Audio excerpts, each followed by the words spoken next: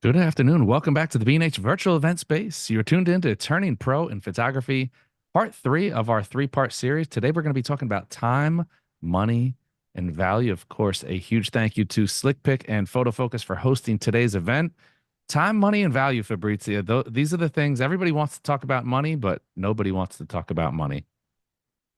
Nobody wants to talk about money, face money, deal with money, we're artists, aren't we? We We just want to are. do stuff. We just want to play with it. We just want to do photography. We're just going to create amazing stuff and throw it out into the world. And then we just want people to throw money at us, no questions asked. Don't have to Exactly. worry about it. Don't have to think about it. Unfortunately, that's not how it works. Not in this business or any business, surprise, surprise. Surprise, surprise. I was looking forward to you just being like, hey, guess what? You guys get to just create art. I'm going to show how people will throw money at you. So I Yeah. guess not. Well, yes, there's a way. There are Okay. ways. There we go. We're Absolutely. on to something. We're This on is to what we something then. do. This is what we do. We're gonna, the thing is like we need to learn how to get people to throw money at you, right? But the money is definitely out there, and the clients are definitely out there.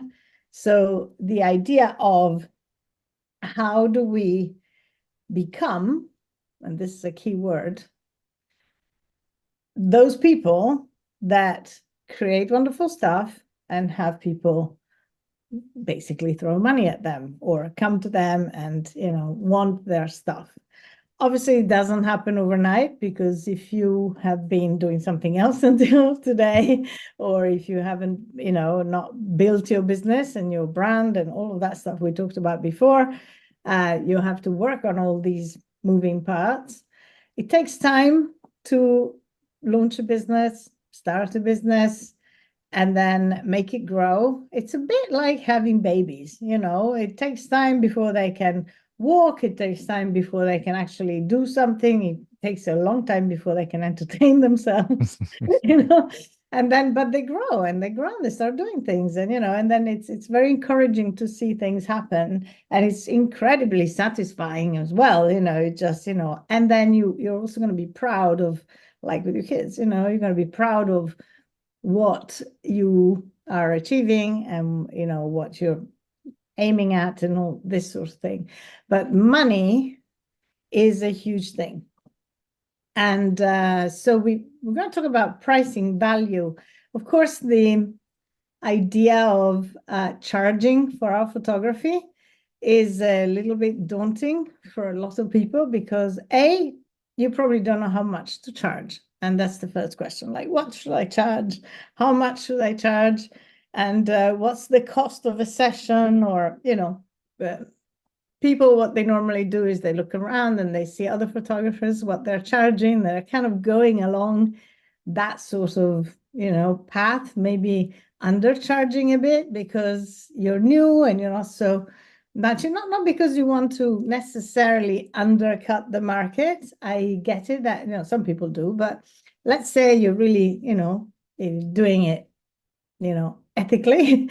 So it's not to take clients away from other people, because we honestly feel we're just starting. We don't have that experience. We may not be so sure about the quality of our work, or the images we produce, and so you think, I cannot charge that much because I am still working out all the bits and bobs of my craft, and that is commendable. But at the same time, I suggest you do this work before, and you need to understand the value of what you do. And the value is not the value to you, it's the value to your clients. And there's a whole big thing to say about that. But let's just say that the very basic first step is for you to figure out, how much will it cost you to be open, to be a photographer? Because it's not like I say I'm a photographer and I get a website that doesn't cost me very much, like SlickPick, or you use something that may not be super fancy and have all the e-commerce and all that kind of stuff, but a basic website is not going to break your bank, especially if you do it that way.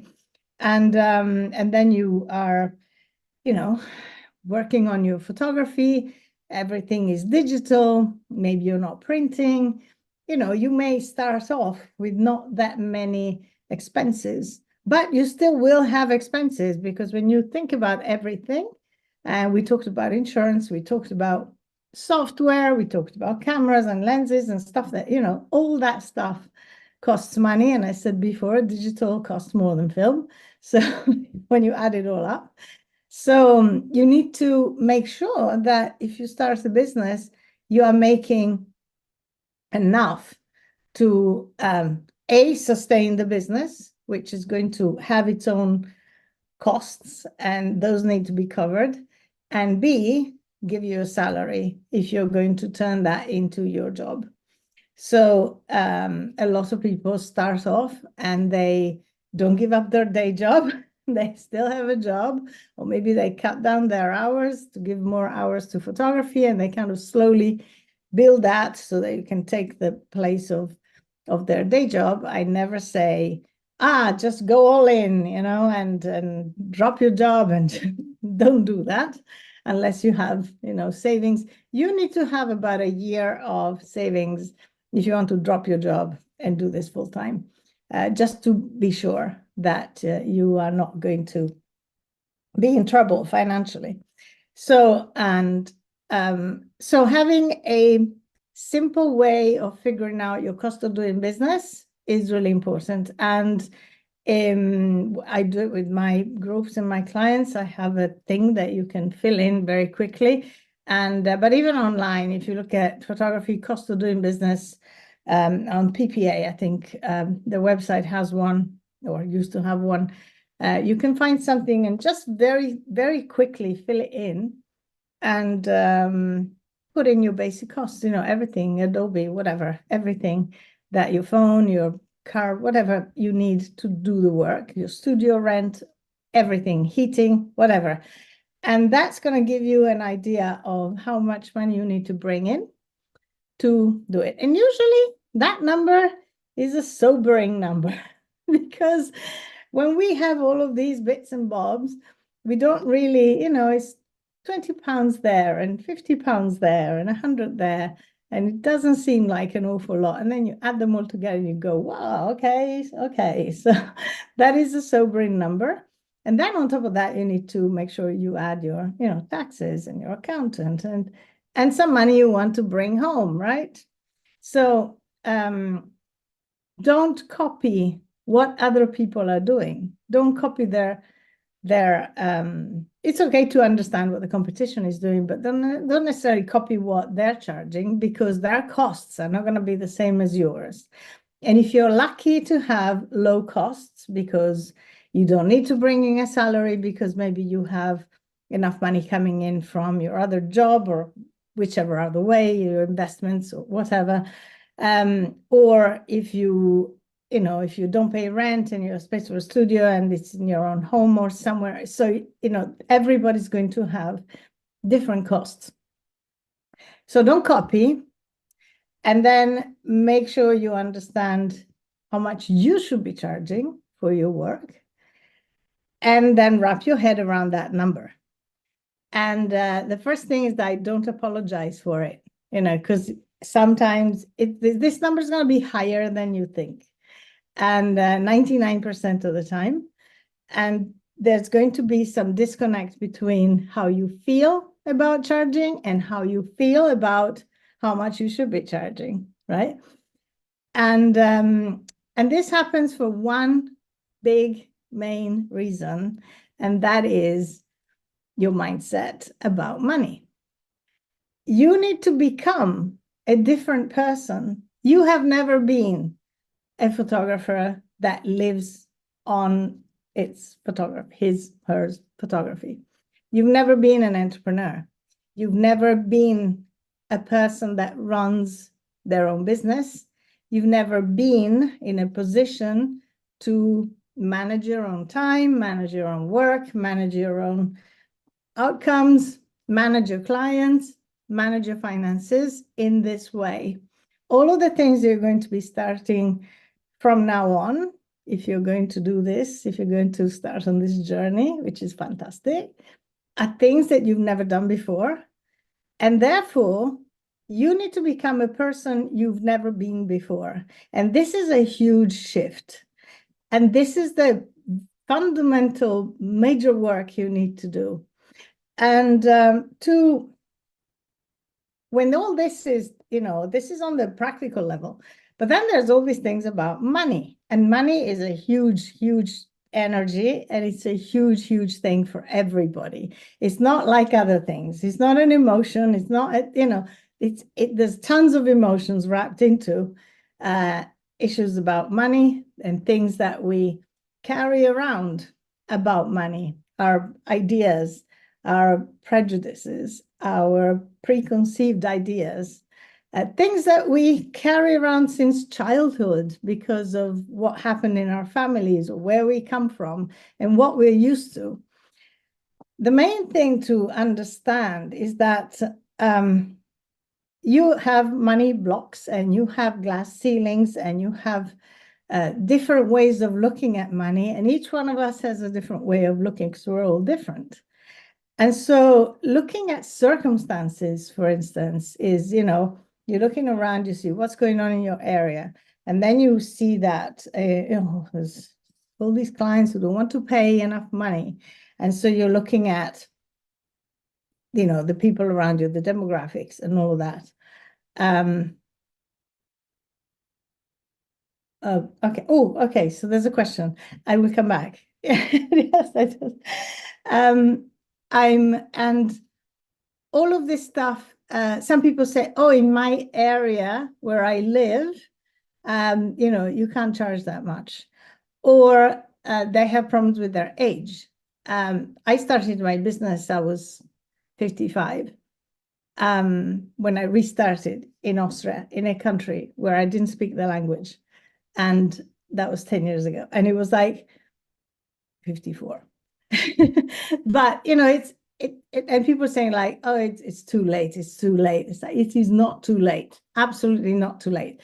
People that rebranded at 70. So really not too late. Forget about your age and forget about the geography. Because I've had clients that I was in the middle of the mountains in a tiny rural village, and I still made it work. And I have clients that work with me, and they live in the middle of the mountains in a tiny rural village. And there's people driving up to them and traveling up to her from Rome and Milan and, different cities, all the way just to be photographed by her. It took 5 years to build that brand, but it's going really strong. So anything is possible anywhere you are, whether you have a studio, you don't have a studio. Do not get bogged down by, this is my weakness.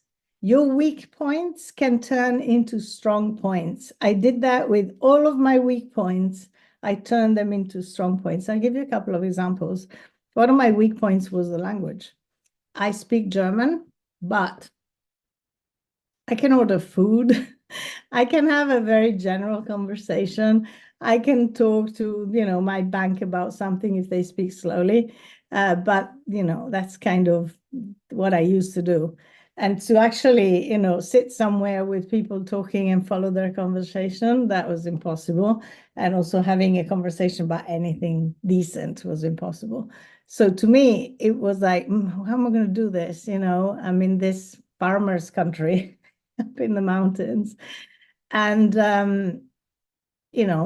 they also didn't speak German. They spoke dialect, Tyrolean dialect, which is a completely different thing.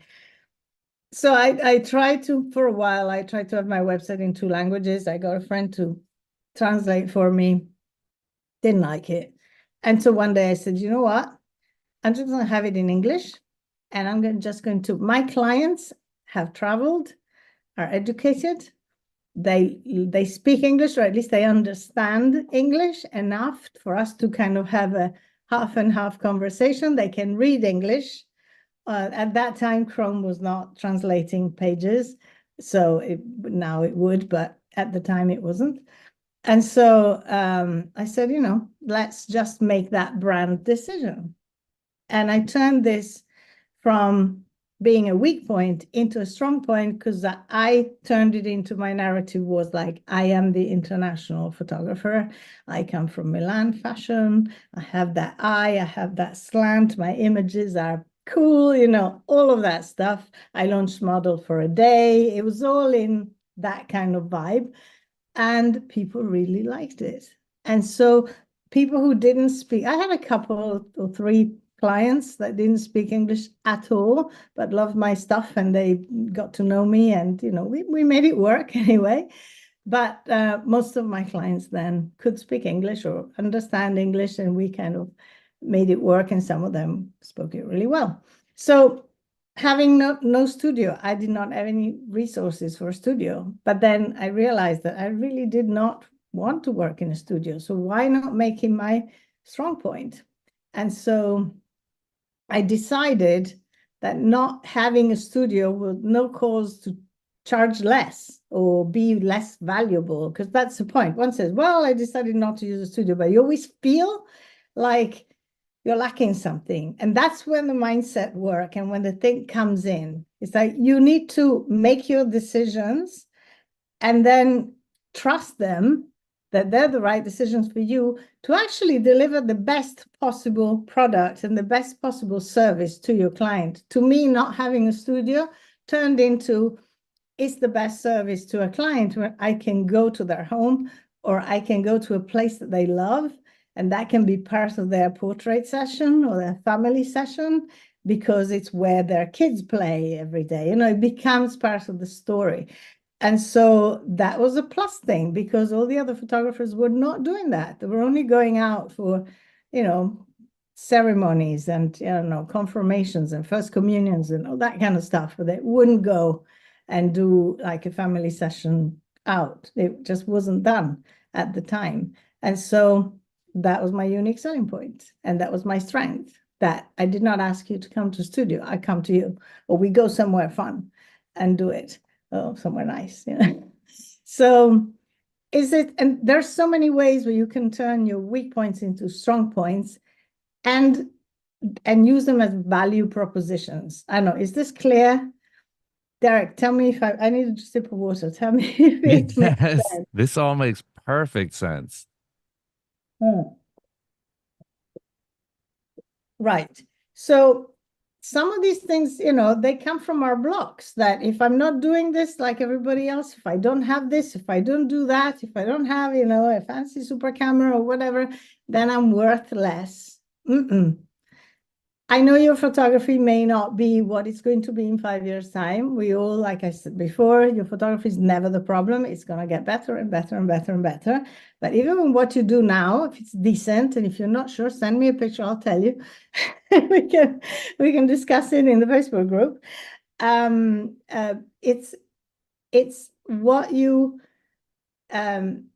bring to the table is your, you know, what you know and how you do that at your best. And when you're at your best, there is no limits to what you can do, really. We bring with us a lot of money blocks. We think that, oh, you can't possibly charge that much, right? There's some number that you go like, oh, there's no way, right? You can do that. And when you think like that, that's it. That's what it's going to be. It took me a long time in the first year to have a session that would bring me over 1,000 euros, because I got to 900, 950, 980, 950, 930. They were like hitting there, and I was going, for God's sake, you know, why can't I get? And then it was like, because I felt it was like a lot of money, but it wasn't any different. It was 50 quid more, you know. So once I got over 1,000, it was 1,300, 1,500, up to 2,000, and then it went over that. So it's like, it's there, we have ceilings in our heads, and it's all about us. The idea of value, the idea of a number attached to what we do or what we would pay for, is not the same as our clients. You know, if you think about it, and I think we talked about this. I've definitely talked about this because I talk about it a lot. I don't know if I mentioned it in the other two, but you think about what people are prepared to spend for a pair of shoes. If you're really into shoes, you're going to spend a lot of money on shoes. And then there's people like me who says, I want really good shoes. I'd be willing to spend more than maybe some people, but not hundreds and hundreds of dollars on shoes. And some people say, well, I just want a pair of shoes, wear them for a season, throw them out. I don't care about spending money on shoes. Some people spend thousands on bags. I don't care about bags. I have one bag. I love it. I have a few, but then I always use the same one. There's people spend money on what they want or what they think is valuable. So it's not about your photography. If people don't value photography, they're not going to spend $10 on it. And $50 can be too much. It's because they don't value it as something important. And yes, we have a responsibility to do a bit of education and educate our clients about how valuable something is. But at the same time, you're going to find that the clients who really value photography and, especially if you do portraits and things, and here I'm talking about private clients. Okay. So they are going to be willing to spend a lot more, and even a lot more than you think they will. And it's going to be surprising sometimes.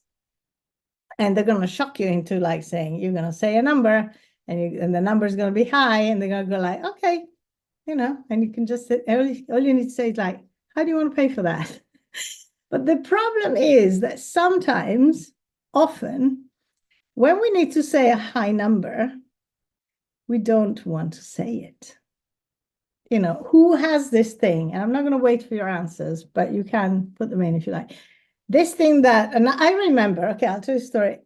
This woman called in German, okay, so it was a bit hard. She called and she wanted a family photo session. And I was right at the beginning.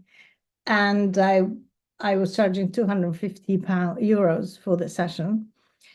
And she called and she told me what she wanted. We had a conversation and I asked her a few questions, everything went fine. And then she said, how much does it cost? And I started on a big whole rant about how, the quality and how we do prints and it's matted and it's this and it's that and how these things last forever. And it's 300 years archive paper or whatever. I don't know how I even explained it all. And she was going, yes, but how much does it cost? How much is the blooming session, And I just went on. And at the end, I said, well, he said, 250. Yep.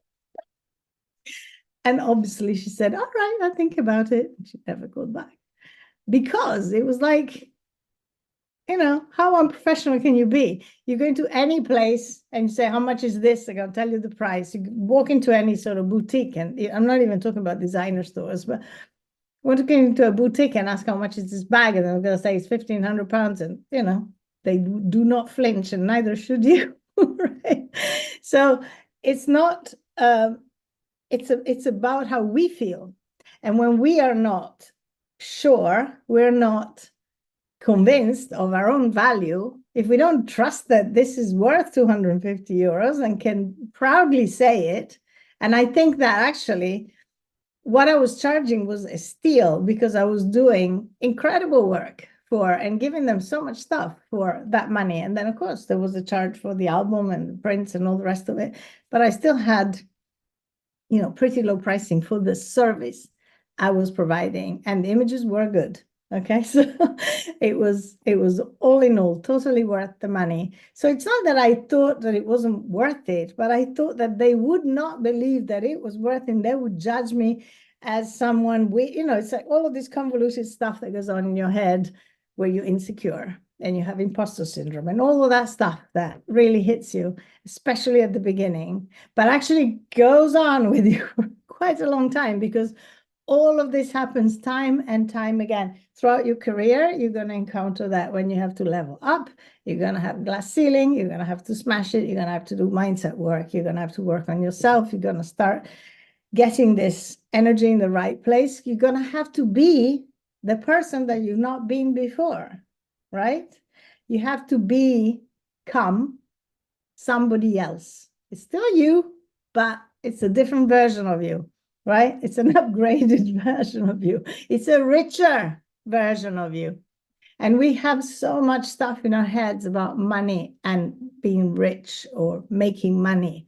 We think of people with lots of money, and I'm generalizing here, but there's people that have heard maybe their parents say, or they come from, families that were not well off, and therefore, all these rich people make money on the backs of poor people, or they are con artists, or they don't pay taxes, or they're stealing, or they're exploiting people, all that kind of stuff.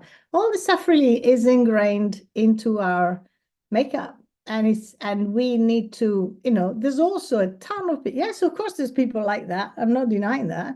There's a ton of people that make a lot of money and they do a lot of good stuff with their money because they're rich and they can afford it, and they can, they start charities, they do all kinds of things for their other people. And so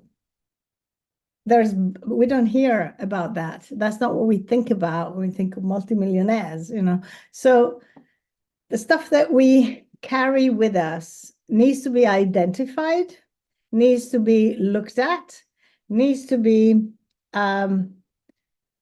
evaluated. Is it true? Well, it's not true.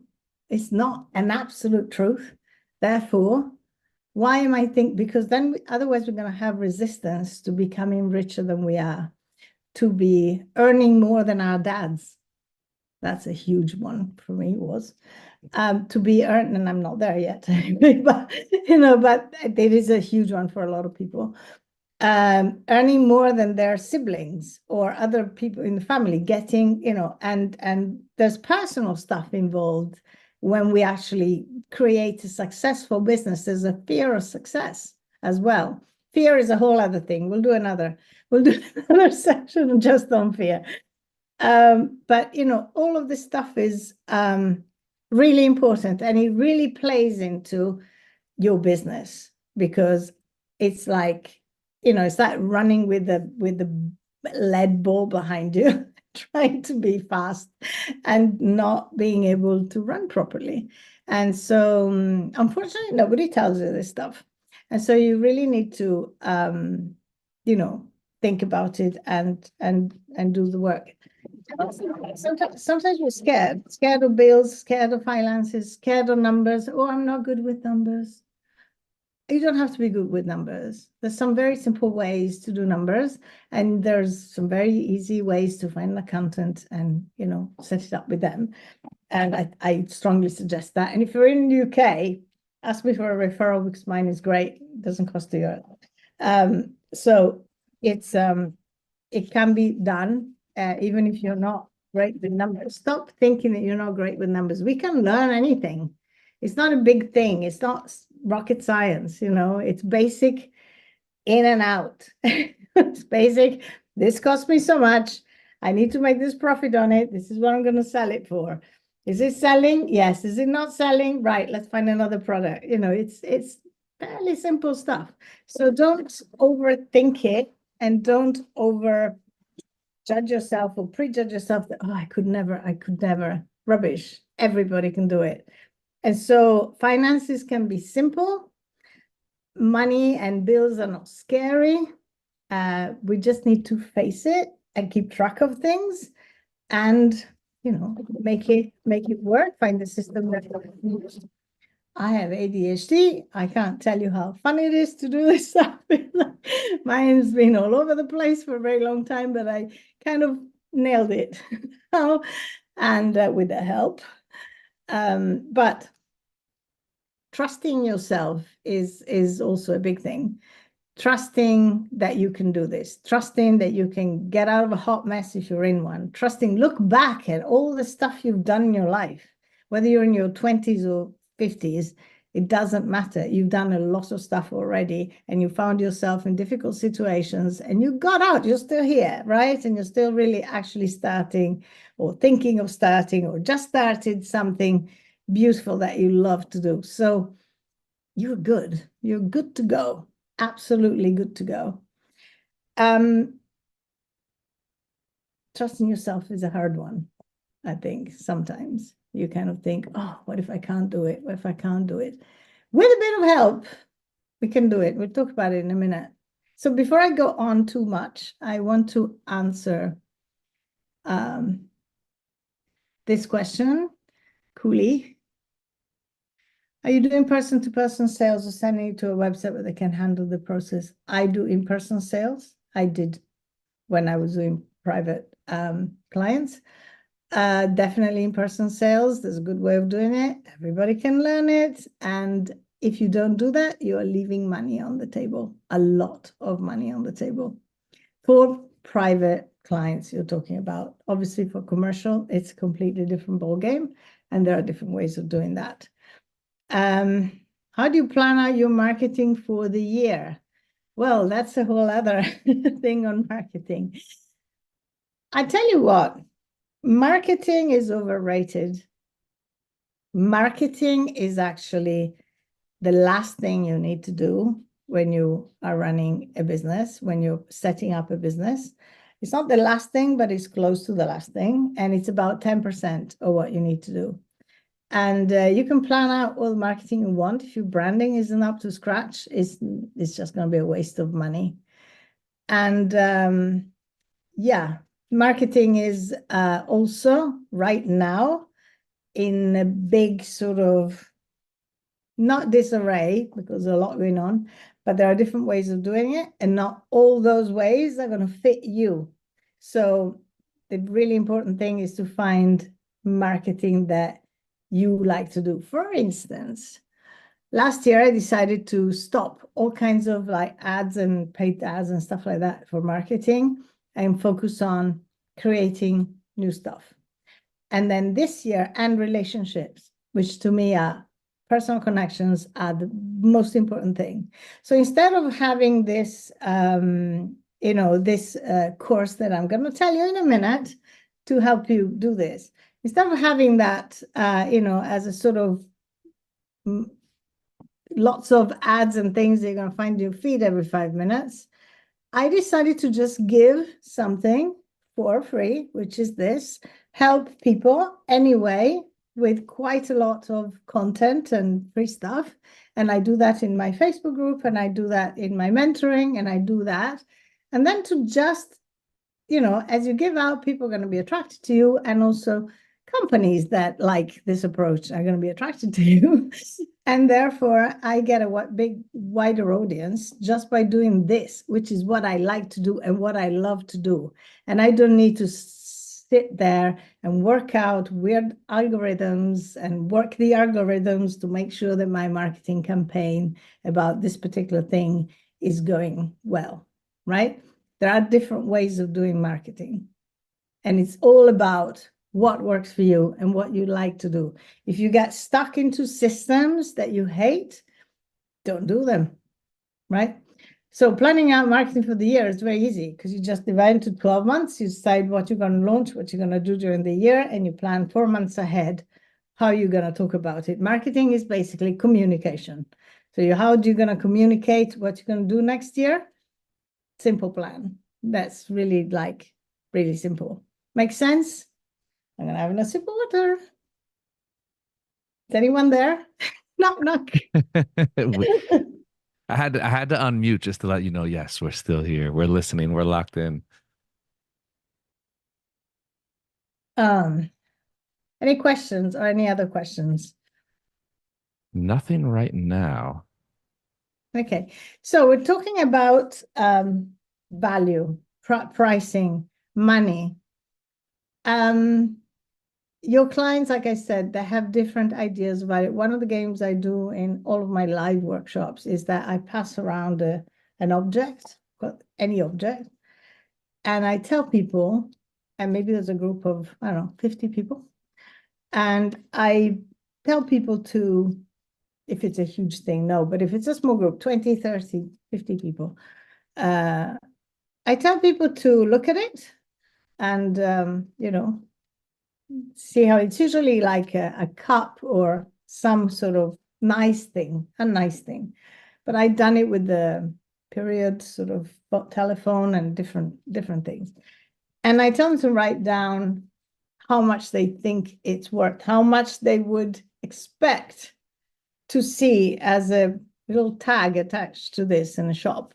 right? So there's no context. You don't know which kind of shop it's going to be, but it's a nice object. So let's say that it's a nice shop, okay?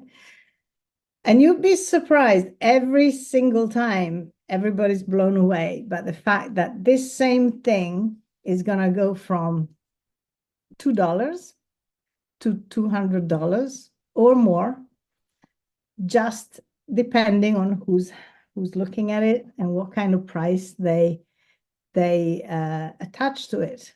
Which means that in a group of 30 people, you have 1 to 10 value attached to this thing, which means that your session could be, you know, $200 or $2,000 for the next person, and they would both think it's fine, right? So when you realize that, and it's really much, much more impactful when you do it than when you just hear about it.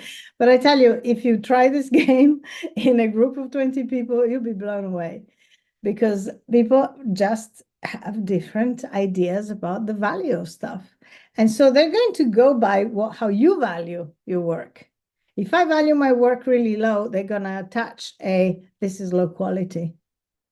And if you value your work made a little too high, they're going to think, well, this is going to be better quality. Simple as that. Now, of course, if you attach a high value and then you don't deliver high service, high care, high management of the client, high, everything bespoke, then they're going to think that you rip them off. But if you get your business to do that, and then you attach a high value to that, you'll be sailing. So, gear. Hi, Roy. Should it be charged, included as a separate fee, and as an alternative, the client might pay for rental or some other gear, or just diluted in your day rate?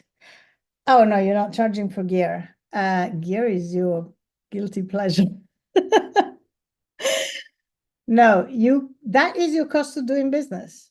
Your gear is in there.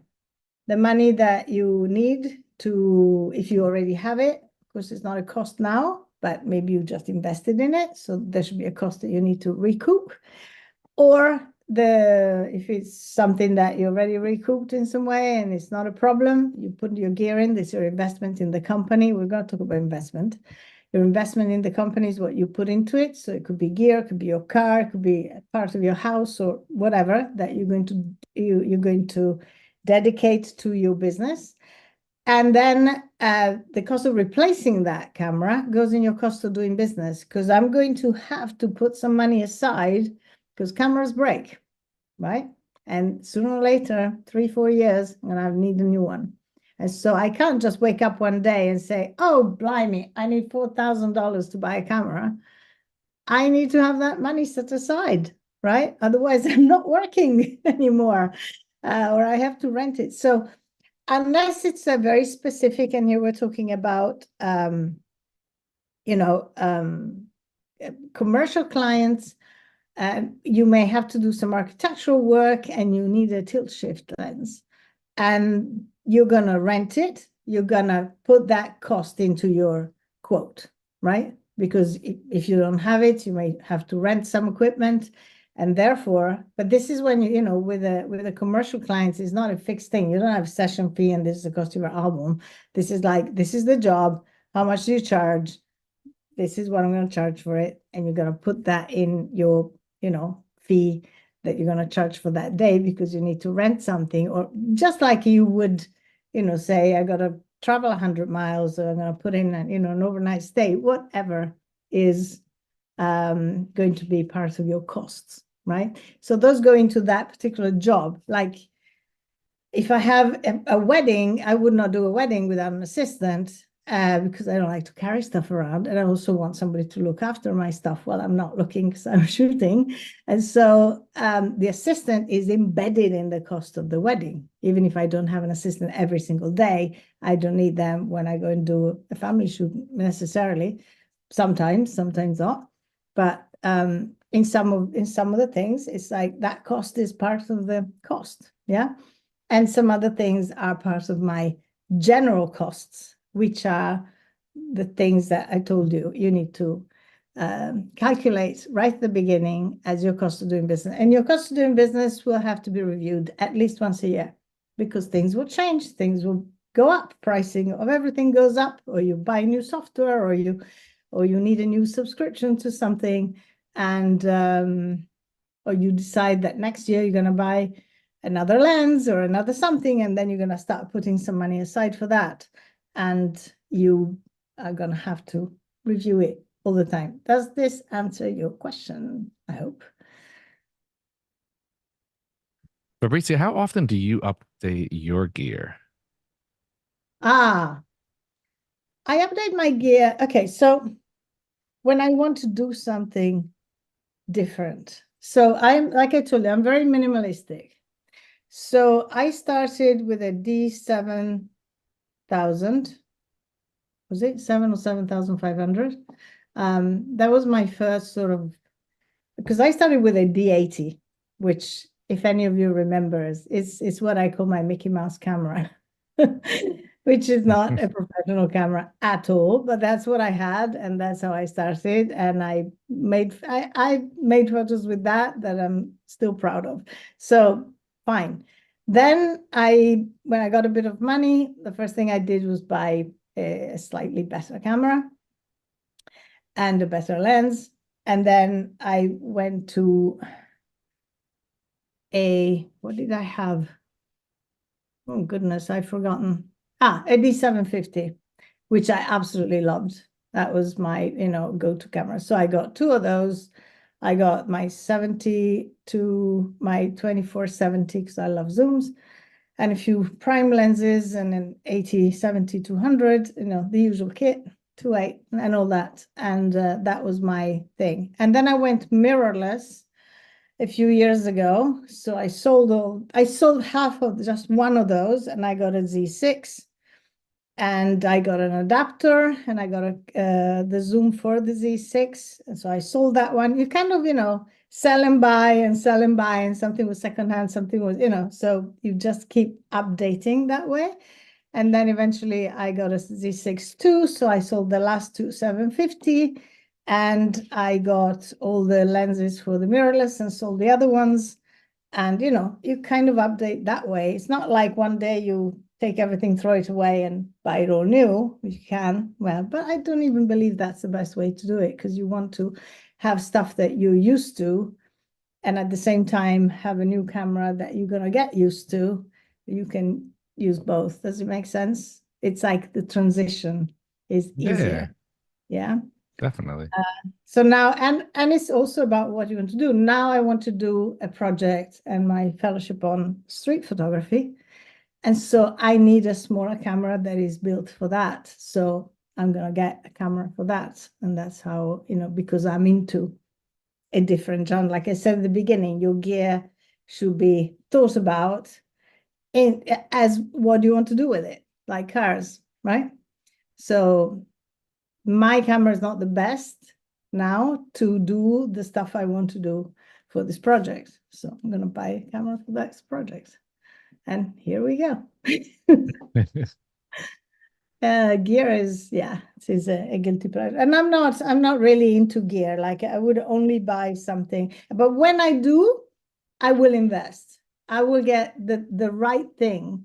Like I had a project last year. I'm building a studio on my terrace, and it's an outdoor studio. And it's just an experiment I want to do this summer. So I cover it up, and it's a nice space. And I want to have one light that I control, and then the environment will provide the rest of the light.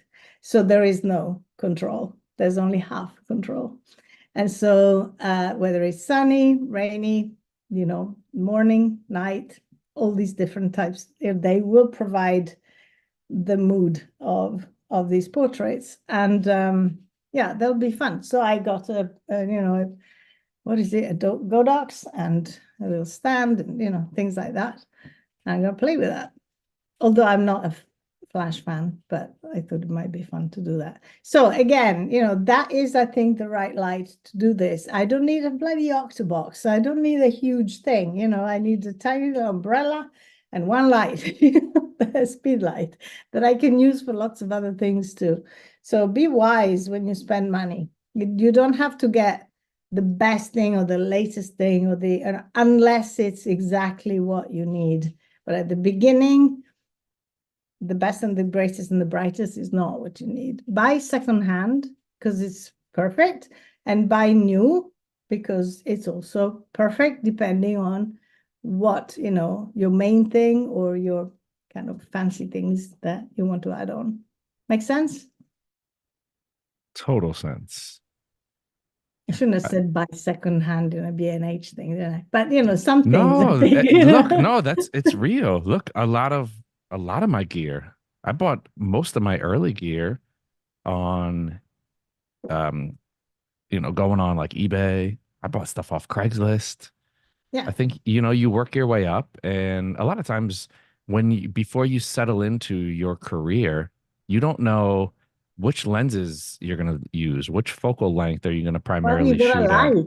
Yeah, Yeah, which what are you gear are going you to really going to like? settle down with? And it's a huge investment. And the way cameras are now, you're looking at easily $15,000 to $20,000 investment just in gear to even get started. Because having a business, it's like we talked about earlier, you have to have a backup and a backup for the backup. So a lot of times it's cheaper. Just, I would have two secondhand cameras that were a fraction of the cost of one brand new camera. Yeah, and if you're not sure where to buy from and you don't know the gear very well and you think, oh, I might get ripped off if I buy from eBay or somewhere, there's a lot of very reputable, at least we have them here, I'm sure you have them there, places where, they're guaranteed and they've been looked at, and, you may pay a little bit more for, but you can send them back, and then there's some things that you go like, I just want a new thing, and then you go and buy that. But that's in your budget and that's in your cost of doing business. And that is something that you will have made money for. Don't keep putting your own money into gear, into, things like that. But invest in yourself. And this we come to the crunch of everything, really. You need to invest in a business. No business starts with nothing, whether it's a little or a lot. Some of your money, there's investment in time, investment in energy, blood, sweat, and tears, and there's money investment. If you don't invest in your business, if you don't put a little bit of your money where your mouth is, then maybe you're not quite invested yourself, and you don't quite understand that when you pay for something, you're going to put in the work because you've paid for it. And when you don't pay for something, it's the same thing as when people come to you. If they want anything for free, they don't value it and they're not going to regard it as very important. But when they pay for something, pride of place in the house, especially if it's an expensive thing, they're totally invested in it. And it's the same thing with stuff that I do for my courses and the people that I work with. So I am going to open up a course that is fantastic. And it's the art of turning pro. So it's exactly all of the stuff that we've been talking about, plus a whole bunch of other stuff. And it's going to be open for all of you from today. And it is a little investment. It's not a big investment. I'm going to make it really easy. But the course itself costs £250. I'm going to start talking about money right away. Okay. So 200, I never wait for people to ask me how much things cost. I always tell them right off the bat because it's in my power to do that.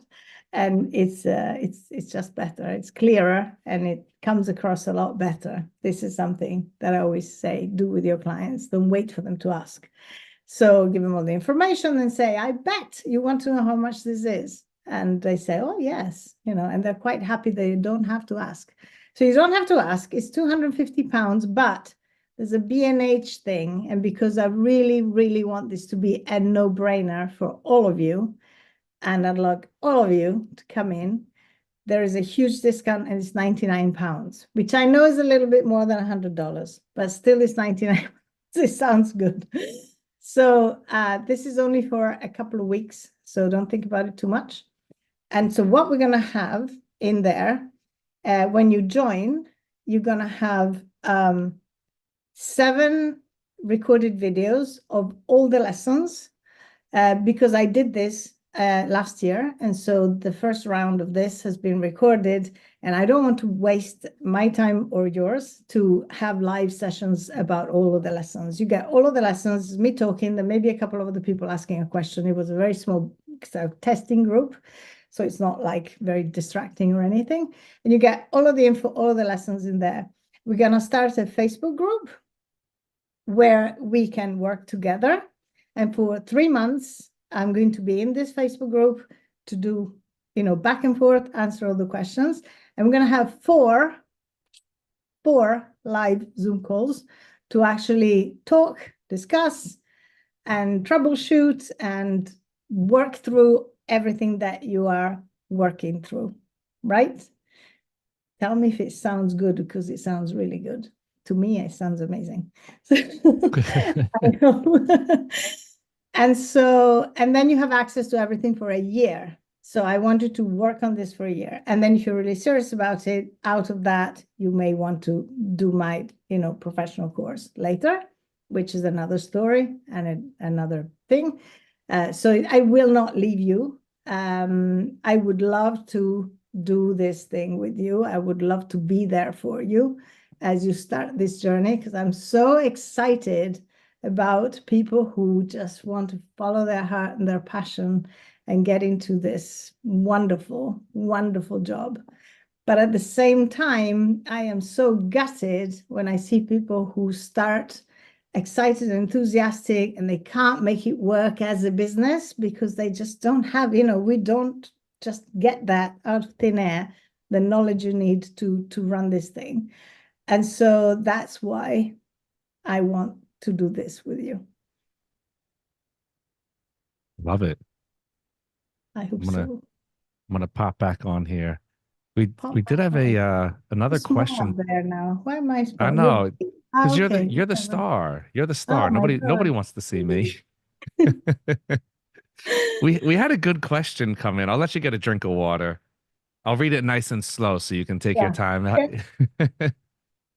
But no, this is a good question, and it doesn't really come up a lot, but I think this is interesting. Turner on YouTube asking, in your experience, how aware or sensitive are clients to the gear or the cost of gear that you use when they're contracting with you on your site? The question of the gear we're using, does that add any legitimacy? Is it something that we should pay attention to? Do clients pay attention to it? I mean, if you're charging someone an exorbitant amount of money and they see that they have gear, you have gear that they recognize, and it's like, okay, that's maybe not the most professional setup. Does that matter? I mean, my personal opinion is it's not about the gear, it's about I think we've gotten I have so no into like idea. show, I have right? no idea, Like, but I'll tell you another story. There's this quite famous wedding photographer who charges, in the region of £10,000 for a wedding. And he shot some weddings on an iPhone because he's very good. And that's what he wanted to do. And clients paid him to do it. And the photos were wonderful, right? So it's about the art. Can I shoot a wedding I have done £10,000 weddings. Can I shoot it on an iPhone? Would I shoot it on an iPhone? No. I'm just not very good at using that. But if I were, would I? Yeah, it's the same thing as not having a studio and feeling like, do I have less because I have a lesser camera or thing? It's not the gear. If you can produce good photos out of whatever you have in your hand, that's, the client's gonna look and say, oh, you're Nikon or you're Canon. And if they're photography buffs, they're gonna, I have had clients that, like photography. I've actually had, I ran some courses for amateur photographers, and then they would become my clients and they would see what I do. And actually they were quite, I had a D750 and they were asking me about it. When I had the D7500, I also did a few like smaller courses And they were going like, oh, you use that? And I just said, yeah, because it's really light and it's really easy and it's a pretty good camera and it's great in low light and it's, and it's not a full frame. No, it's not a full frame. It's okay. You don't need a full frame, and especially, I mean, that was then. Now it's like you get these incredible little things that even with a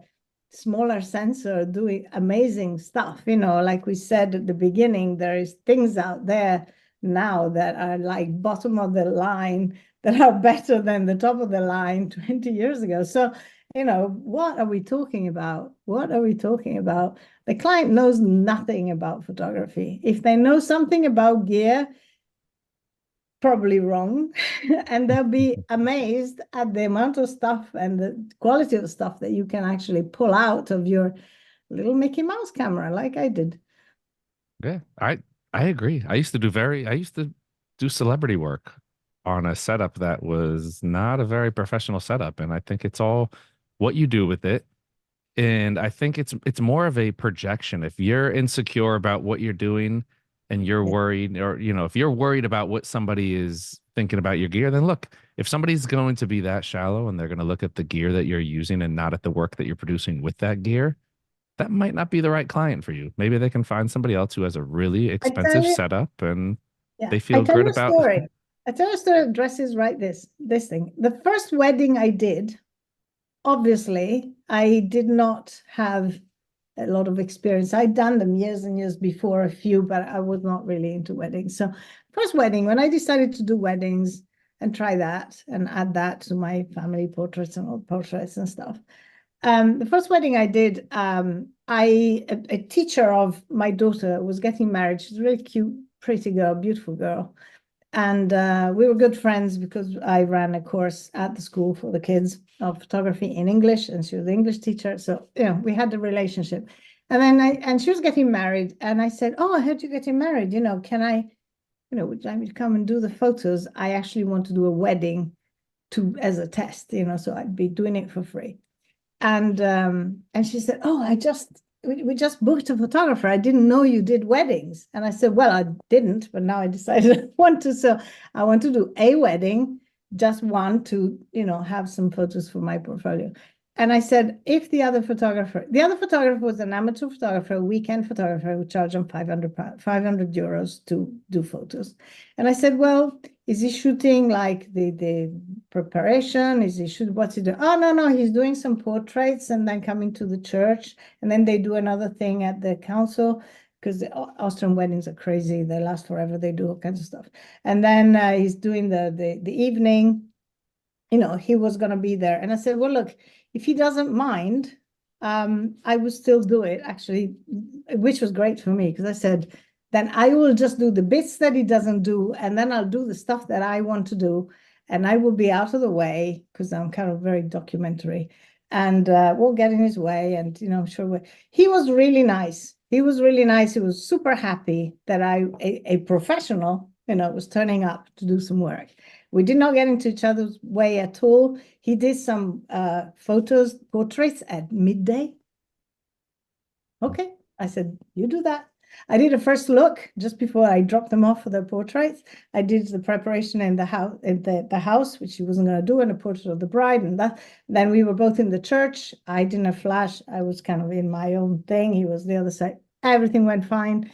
Then I left him. I did a bit of it. Then I went home, went back, and I didn't do the party, but I did the dinner and the bit of that, and their portraits at sunset, right?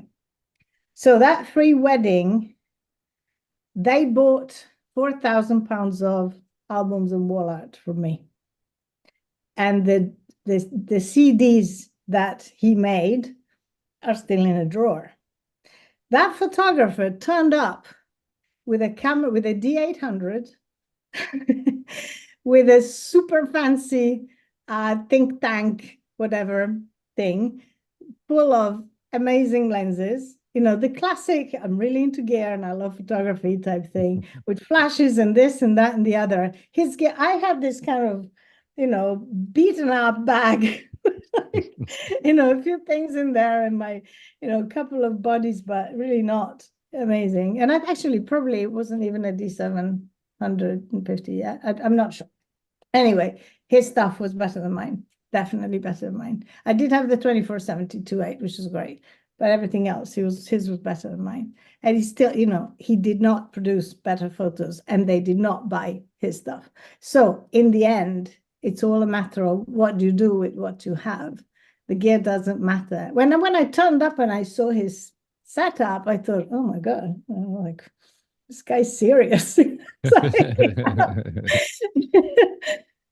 But then the photos were not quite up to scratch. So And yeah.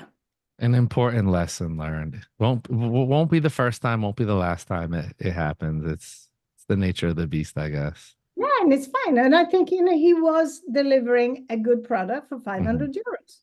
That's Yeah, exactly, that was absolutely fine. He wasn't overcharging. He was charging enough to, pay for his day off being working. And yeah, so that's it. wonderful. Well, Fabrizia, thank you for this three-part series. It was great joining you on here. I know we do have some people. There might be some questions people didn't get answered. We dropped the link there. We dropped the code. Definitely support If you Fabrizia if have you any guys. other questions, get in the Facebook group Yes, and contact me, whatever. If you don't, it's on the link, it's on everywhere. Actually, on that link, you can also pick up a freebie if you haven't got it yet, the 10-point things. This is the Facebook group. You can ask your question in there. And I just hope to see you in the course, because it's going to be a fantastic ride. It's going to be really good. wonderful. Well, Fabrizia, thank you for all your Thank you. experience and knowledge and the lovely demeanor that you brought to us here. It was good having you on. We look to have you back. So hopefully we'll All get you right. back on in the future. And everybody out there, hope you guys enjoyed this. If you didn't miss or you did miss parts 1 and 2, definitely head over to our YouTube. We do have them on there with all of our other live and recorded content. So you can catch up on everything that we offer to you guys free knowledge. Can't beat it. But that is all we have for now. Another edition of the B&H virtual event space in the books. Catch y'all next time. Bye-bye. Thank you. Bye. Thank you.